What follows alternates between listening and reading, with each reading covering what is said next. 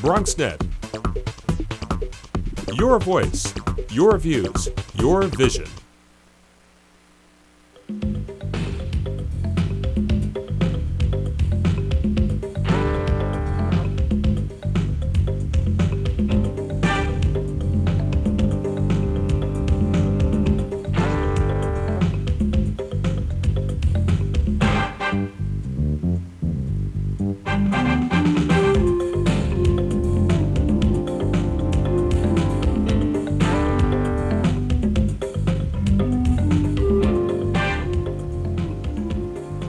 Good evening and welcome to BronxTalk. We have sent invitations to all of the candidates for mayor to appear on our program. Tonight we present our second one-on-one with a mayoral candidate. Our guest tonight is a controller of New York City and a Democratic candidate for mayor. The Honorable John Liu returns to BronxTalk. We have plenty to talk about with him, about being controller and his campaign as well, and a whole range of topical issues.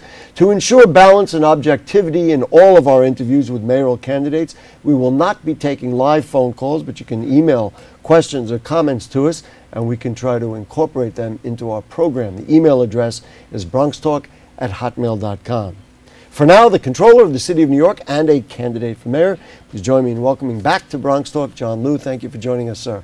Great to be here. So, Gary, you invited all the others as well? We did. Oh, boy. And they're not, where are they? You know how many times I've been on BronxTalk? I thought... we were trying to count before. It's a couple of times, and I think we did a debate when you were... Yes, when I was running for controller. When you were running for controller. That's right. Which you... whether you won the debate or not, I don't know, but certainly history I won the will election. show. That's right. That was most important. All right, let's get right to it, and I know people want to hear you talk about this. Two former fundraising associates were convicted of wire fraud involving illegal campaign donations. On New York One last week, you defended them, saying you are the target, and you're pinning hopes on an appeal. But from a political point of view, and we got an email from a viewer who said he likes John Liu, but he doesn't want to see the mayor going the way of Shirley Huntley or Eric Stevenson. Can you win against formidable competition? The public advocate, the council speaker, right, a former candidate for mayor, and others. If people have a choice and a close choice, they say, you know what, he's got a tainted record, let's look for somebody else. Can you win this race with all of this swirling around? Well, Gary, I don't think my record is tainted in any way. First of all, my record as comptroller has been one that I'm very proud of. We've been very vigorous with our audits and contract review. We've saved billions of dollars for the taxpayers.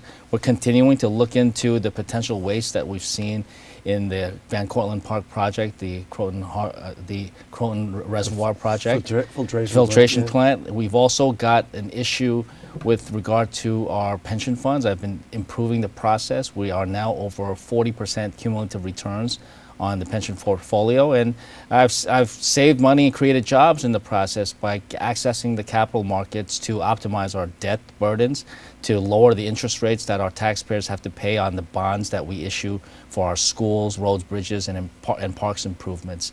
So my record as comptroller is not tainted in any way. I'm very proud of the record.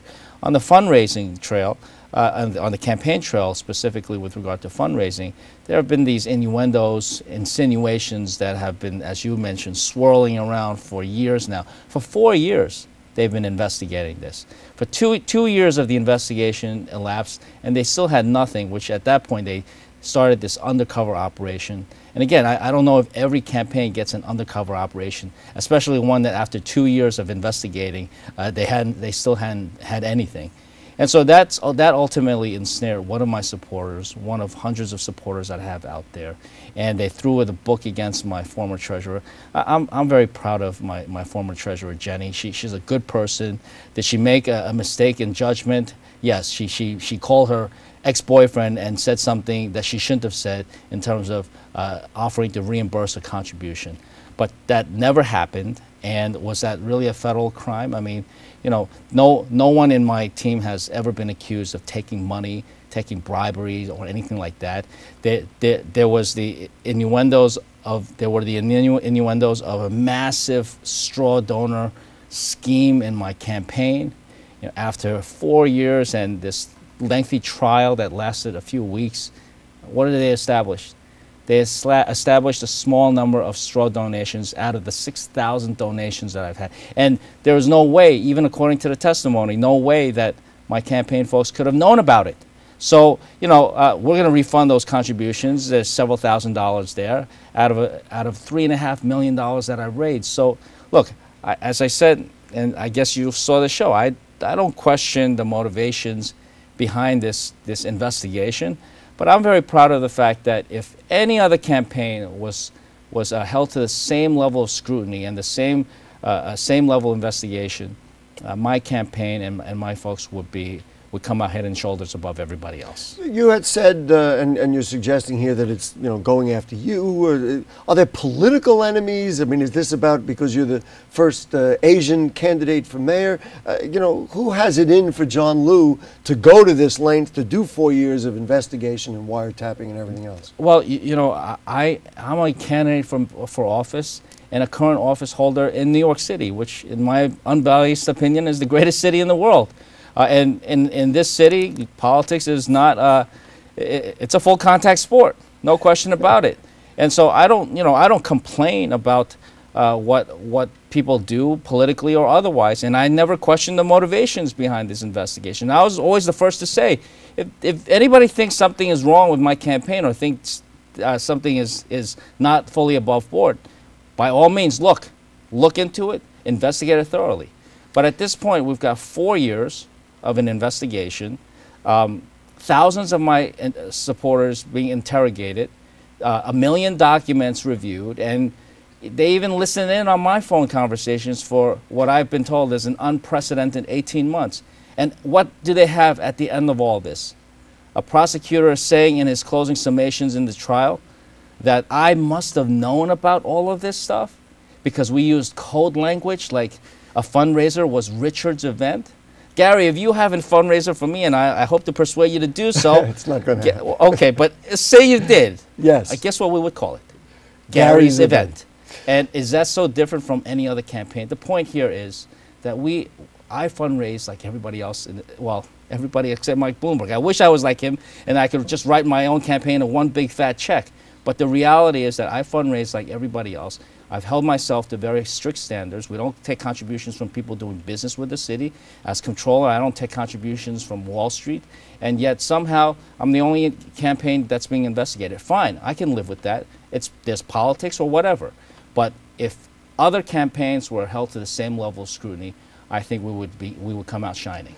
Your campaign put out something positive for you today, saying that 3 Manhattan political clubs endorsed your campaign. How significant is this? Does this mean anything really, or is it just, well, that's nice, but I don't put a lot of stuff in? I'm very proud of the fact that last week about half a dozen organizations held endorsement votes, and these are Manhattan reform clubs that are not leadership driven by any stretch of imagination. These are secret ballots held amongst the club membership, the bona fide club membership, and we had a clean sweep of all the clubs that held membership votes in terms of who the members thought the club as a whole should endorse for mayor of New York City.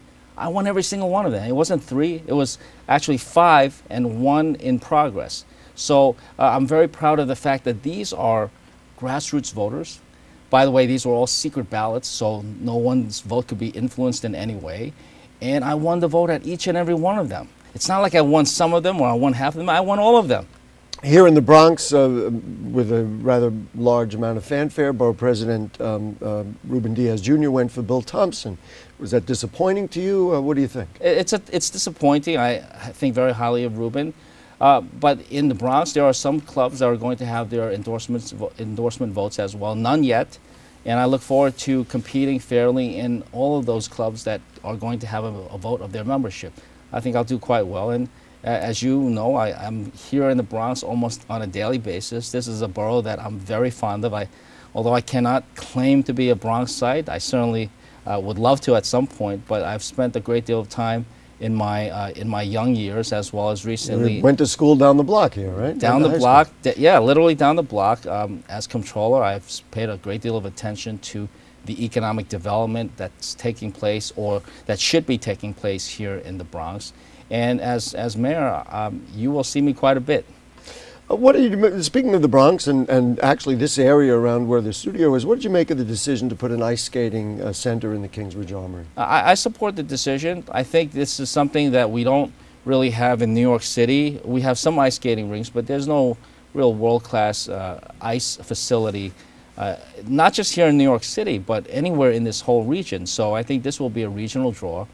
The jobs that will be created are going to be good living wage paying jobs. And it will be a complement to the economic activity that we already see taking place in the Bronx. It's not going to be another retail establishment that potentially gives people really low wages and just displaces similar economic activity from the nearby blocks. So I think this will be a tremendous boon to the Bronx. I give kudos to Ruben for making this happen. And I look forward to the jobs that it'll create right here for Bronxites. On this show, maybe about a month or two ago, he was sitting in that seat. The borough president said that the Fresh Direct project, when I said to him and we laid out some of the objections, and he said there's 3 words, jobs, jobs, jobs. He said this project will create jobs. This is the guy who put through the living wage bill. He says these will be good jobs for the Bronx. But you've come out against the Fresh Direct deal. Why is that? I think from the borough president's perspective, whoever the borough president is should be advocating for as many projects as possible that come into his or her borough. And so our borough president, Ruben, he did the right thing to advocate for Fresh Direct moving here. As city controller, though, I've got to keep an eye on the overall economic development policy. And the amount of subsidies given to Fresh Direct was just woefully out of line. It was $130 million. Given to a company who threatened to move to New Jersey when all their customers are in New York City. Most of them in Manhattan, a growing base of customers in Brooklyn, Queens, and now in the Bronx as well. The thought that they were going to move to New Jersey and we needed to give them $130 million of taxpayers' money to get them to stay in New York. It didn't matter which borough they were going to stay in or move to, whether it be Bronx, Queens, Brooklyn, or Manhattan, or even Staten Island. The point is that that's too much. And it's not just Fresh Direct that I've criticized. There are other projects involving huge subsidies to big corporations that I think were unwarranted. And who's to say that even if Fresh Direct did somehow follow through on their threats to move to New Jersey, for $130 million, I bet you we could have created a competition. We could have created a company that would have much more successfully competed against Fresh Direct, based in New Jersey, for our customers right here in New York City. The lawsuit that's out there is about environmental concerns, not about these issues. And I'm just curious if that other situation didn't exist, would you still say this process is a flawed process? I would, but I was also getting to some of the environmental issues. You have the South Bronx, which has long complained about environmental injustice and the fact that we've got very high asthma and health disparities in the South Bronx area. I've been to a number of forums where people are very upset over this deal. So I think the whole process has not completely played out yet, but community review and input is essential to good government. You've audited the city's EDC, found that they... many times. Many times. One of the audits found that they not only failed to properly evaluate the companies selected to receive a public subsidy, but neglected to monitor those companies, etc. One audit, but found in numerous instances. The Yankee garages, are taxpayers going to foot the bill for a default on those garages? I certainly hope not. And then if not, who pays for that? That was a terrible deal to begin with. The Economic Development Corporation, by my audit, has had some very faulty analysis. They essentially relied upon the developer of those parking lots' own analysis without really checking the validity of that analysis. Mm-hmm. That's something that the EDC essentially handed those developers a blank check, and they shouldn't have done so. And so we're hoping, and we're trying to contain the situation so that when the bonds default, and it looks like they are going to default, then that will be taken care of in whatever reorganization that's going to take place with that developer, and not be subject to the taxpayers, or I should say the taxpayers should not be subjected to that default. The whole process of contracting, and then of course subcontracting, the notion of subcontracting is a way that a lot of the, I don't want to use the word payoff, but a lot of this kind of giving friends the job, this patronage system works out. Now you've addressed that directly, saying that New York would become the first municipality to establish a subcontracting database. Would this hurt business? Do you think ultimately people will say, you know what, I'm not doing business with the city because now then, it'll be oppressive monitoring those kinds of things? No, it's not oppressive at all. This is transparency, and we're talking about taxpayers' money here. Let's be very clear. The contractors who work for the city of New York are subject to some very strict requirements, as they should be. I mean, this is taxpayers' money. Unfortunately, we have seen a proliferation of subcontractors that are not subject to any of this scrutiny. And this has created a lot of problems. For example, you may recall the City Time fiasco, a project that was supposed to cost $63 million.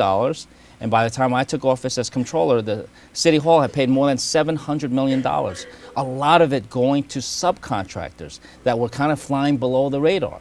My office, number one, I'm very proud of the fact that we stopped any additional money from going into the implementation of City Time, and we were able to start an audit that then led to an investigation that ultimately recouped $500 million for the taxpayers of New York City. But a lot of the waste was caused because it was very difficult to keep an eye on the subcontractors. And City Hall itself didn't help the situation because they kept hiring layers upon layers of consultants to watch other consultants. They would manage their first set of consultants by hiring another set of consultants to manage the original set of consultants. So the subcontracting process that I'm very proud of putting a system in to oversee will ensure that the subcontractors are held to the same level of scrutiny as prime contractors, and therefore we don't waste taxpayers' money. Another project, and you've already alluded to it, that is way over budget is the Croton water filtration plant. The last numbers that we saw were over $3 billion. It was predicted at, maybe at $1 billion. The whole deal was predicated, or at least from a political standpoint, on a trade-off for parkland and park improvements. We've also seen, and we've studied it on this show a number of times, that park improvement money has not gone to where it was supposed to within the specified amount of time. Adolfo Carrion, when he was in that chair just a couple of weeks ago, said if he's mayor, he's going to make sure all the promises are made good. If you're the mayor, is that really realistic at this point? Can you come up with the money? Can we really make good on those promises? Or is this one of those that you say, well, bad deal and we'll just use it as a loss and move on? Well, there's a few different issues here. First of all, it's not just the parkland, it's also jobs. Jobs for local Bronx residents. Where are the jobs? It doesn't seem like they've materialized, even though... Certainly not through that project. I think the numbers showed it was between 18 and 20% at its highest. Nowhere near the promises that were made. And this is a project that is many times over its original budget already. Specifically on the... And so whoever the next mayor is not going to be able to recoup the money, the billions of dollars that have potentially been wasted in this project. Mm-hmm. On the issue of the $240 or $250 million of park improvements that were part of the deal, I think the next mayor should make the commitment, and I certainly make that commitment today, that whatever was promised to the Bronx residents, whether it be by my administration or previous administration, the city should make good on. On that particular issue, this is an issue that Assemblymember Dinowitz goes after me every time he sees me, and so we are nearing completion of an audit that looks to see if, in fact, the Parks Department made good on its promise for an additional $250 million worth of park improvements, or did they simply continue to do what they were going to do in the first place and just move the money and then really added. Recategorize that as part of the Croton Reservoir project. Nonetheless, there is another 5.6% increase in the water rate hike, which they say is directly related to that. I mean, this is an ongoing issue for the taxpayers of the city of New York. I don't know if it's clear that it's directly related to They this said it project. was. Yeah. Who knows what? I mean, think about it. It's how ridiculous is this that this year the implication from the Bloomberg administration was, hey, great news. It's only going to be a 5.6% increase on your water rates. Good news, because for 4 years previously, there were double-digit rate hikes. I mean, this is ridiculous. It's pretty clear that the amount of money being charged and collected through our water rates is more than is actually needed to maintain the water and sewer infrastructure. And that shouldn't be the case. It then simply becomes no more than a backdoor tax that is very regressive in nature and people can't afford. You're proud, and your office is proud of a new online tool called the People's Budget NYC to give the public a chance to vote on city budget proposals. Now, I've had discussions with any number of elected officials who say, you know what, we don't do government by proxy. We make our own decisions. We get a feel for what the people want. Is this really a useful thing, or just kind of something nice that the controller came up with that'll make him kind of feel good and be a good populist well, sort look, of move? I hope people feel good about it, but this is something that President Obama has done. This is something that members of Congress have done. And so we're happy to bring this, what they call crowdsourcing technology, to the residents of New York City. First, let's take a look at the people's budget. I have always had an issue with this ridiculous budget dance that takes place every year. The mayor in spring comes out with his proposed budget that invariably includes elimination of library service, closures of fire companies cutbacks of after-school programs, all things that people need and therefore complain about the potential of those cutbacks taking place. And several months of protests go by, and then at the last minute, the mayor and the council speaker waltz in and say that, well, you know, we're not going to have many of those budget cuts. You spend 3 months of scaring 3 months of scaring, 3 months of wasted government resources because people have to respond to complaints and constituents who are afraid of what's going to happen. Now, and I think even worse, it focuses attention, public attention, on a very small sliver of the city's budget. No more than a couple of $100 million at a time that is involved in this budget dance, when the city budget is $70 billion a year. It's almost like, okay, everybody focus on this piece, but leave all of this alone. So how does this tool we've looked, involved in this? My office has taken a top-to-bottom review of the entire budget. We have seen shortcomings in the budget where we think needs that should be taken care of are not being met. And so we've proposed $15 billion over the next 4 years of additional needs that should be paid for in the city budget, such as baselining of 7-day library service. And we also have $15 billion of new revenues that the city can and should be tapping, so that we'll have a balanced budget. The priorities and the needs of the people will be taken care of. And in this people's budget, I've identified 70 specific budget proposals that we're now asking people to go online in this crowdsourcing tool to give a thumbs up or a thumbs down on, and to suggest new projects or new things that the city should be funding. If you were mayor, would you take something like this seriously? Oh, absolutely, yes, because this is something that is, you use technology to not only make the city more transparent, and I think we may have talked about Checkbook NYC, which is my next question. So you brought it up. You asked your own question. So Checkbook NYC is an unprecedented online tool that makes the government spending here in New York City far more transparent than any other city or state in this country. That's not my words. Those are the words of the United States Public Interest Research Group, which is a pretty prominent national organization. And so what we've done is essentially put the city's checkbook online. Anybody can log on to checkbooknyc.com and take a look at all the expenditures that we make. Who made the expenditures, meaning which agency, for what purpose, what date the payment was made, how much it was for. You can sort, you can search, you can download, and it's like going to your bank and looking at your own checkbook. I remember a long time ago, and this goes way back in our show, when Herman Badillo became the head of the, at that time, Board of Education, and for the first time they had actually laid out a budget. It seems remarkable for the city schools. I guess this is a similar kind of thing. There's a way of roping it in and giving everybody. Well, so Checkbook NYC is the app where you can look at the actual expenditure. So it's kind of like looking at what's already happened. the People's Budget. It's at www.peoplesbudgetnyc.com. That is a way for the public to give input into what they think should be part of the city's budget. And that's, of course, prospective looking. Let's talk about, with whatever time we have left, which is not a lot, about some of the other issues that I know are on people's minds as they consider going into the voting booth. Do you support the emphasis on testing that this version of mayoral control has brought? No, I think well, go ahead. Absolutely not. I think the testing has gone too far. Now, I don't think we're going to get away completely from standardized testing, and the annual standardized tests should take place. It's what you do with those results, though.